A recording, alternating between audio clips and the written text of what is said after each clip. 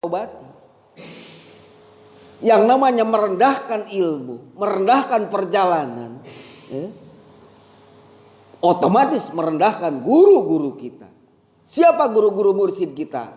Aulia illah, wali-wali Allah yang tersambung otomatis dengan baginda Rasulullah Sallallahu Alaihi Wasallam.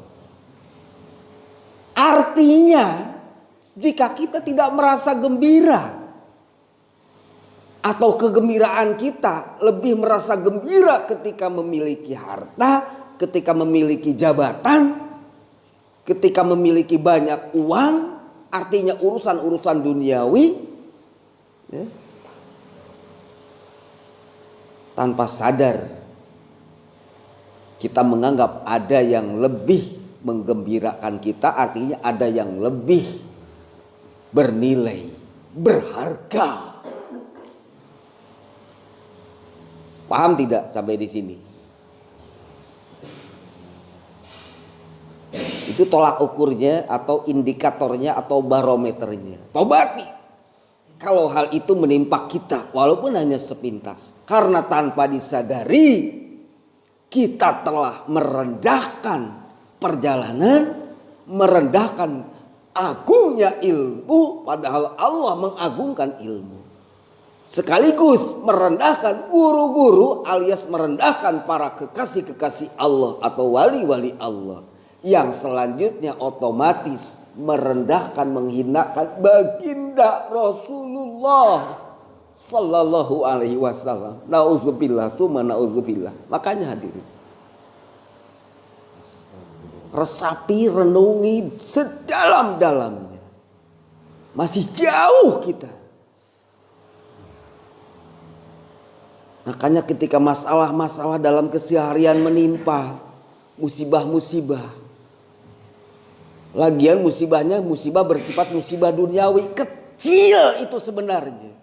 Kita mah lebih rewas, lebih riweuh, lebih cemas ketika musibah yang kecil itu menimpa ketimbang musibah yang besar, yang dahsyat menimpa kita.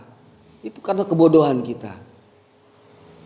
Seperti tadi, yang udah dawam, bangun malam, sholat malam, zikir malam, taubat di waktu malam, dan menghidupkan malam dengan zikir dan munajat dan taubat. Bagi yang sudah dawam lalu ketinggalan, jangankan berminggu-minggu, ketinggalan satu malam, dia bersedih, dia menangis. Kenapa? Musibah besar menimpa dia. Paham? Itu contoh kecil. Tambah lagi bagi seorang murid yang sudah dawam, terus-terusan merobit karena merasa gembira dekat dengan ruhaniyah guru-gurunya, merasa dekat dengan ruhaniyah wali-wali Allah, yang selanjutnya otomatis dekat dengan baginda Rasulullah Sallallahu Alaihi Wasallam. Lalu terputus, jangankan berhari-hari, jangankan berjam-jam, putus 1 menit, 1 detik dia bersedih. Karena dia merasa musibah besar telah menimpanya. Apakah kita suka demikian?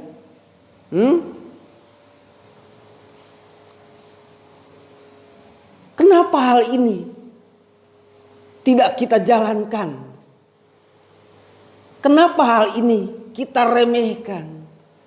Karena kita terlalu sibuk memikirkan urusan-urusan duniawi yang sesungguhnya itu adalah ujian, yang sesungguhnya itu semua adalah tipu daya. Ad-dunya mata'ul gurur. Itulah resiko kalau kita terlalu fokus dengan masalah-masalah duniawi, sehingga menganggap musibah pun yang dianggap berat itu adalah musibah dunia.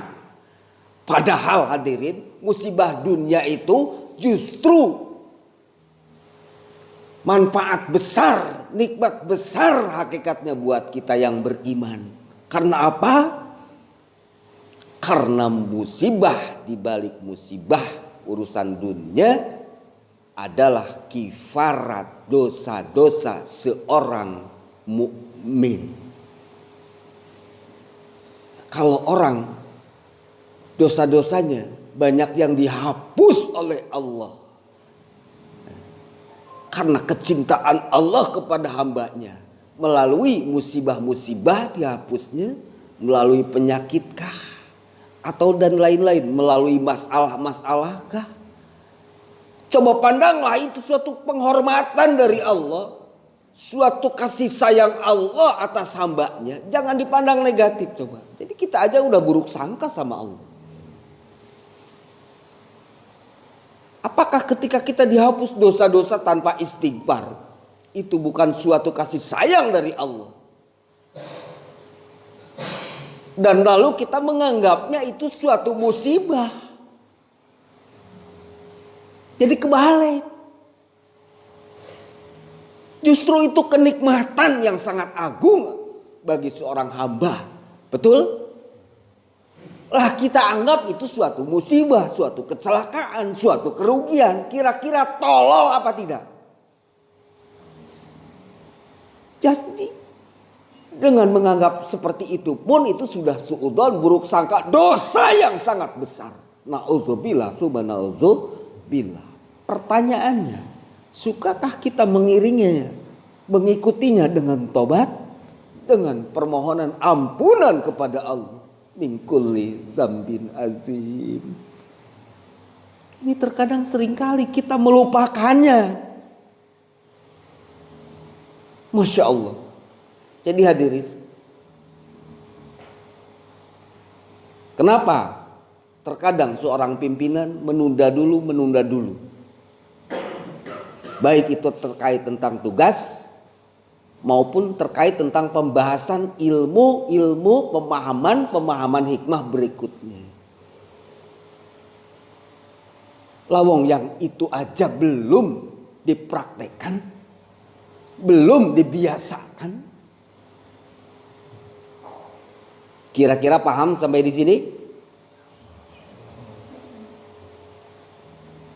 Sekali lagi, usahakan, latihlah, jangan pernah menganggap suatu musibah selama itu terkait dengan urusan-urusan duniawi. Dan latihlah rasa kita, anggapan kita, yang namanya musibah itu ketika terkait dengan masalah-masalah agama, masalah-masalah akhirat artinya. Sekali lagi, contoh kecil. Ketika kita berat menjalankan sholat malam, zikir malam, munajat malam, tobat di waktu malam, memohon ampunan kepada Allah. Lalu kita tertutup, terhenti, berat sekali, sulit sekali. Nah, disitulah baru kita introspeksi. Kenapa? Karena kita menganggap musibah besar sedang menimpa kita. Permasalahannya kita tidak menganggap ini musibah besar. Jadi sok dibalikin kita mah. Musibah dunia dianggap besar, dirundung penyakit, dirundung kecelakaan, dirundung kerugian, berkurang harta, turun jabatan. Itu dianggap musibah besar oleh kita. Sementara urusan-urusan ukhrawi kayak tadi, kesempatan beramal,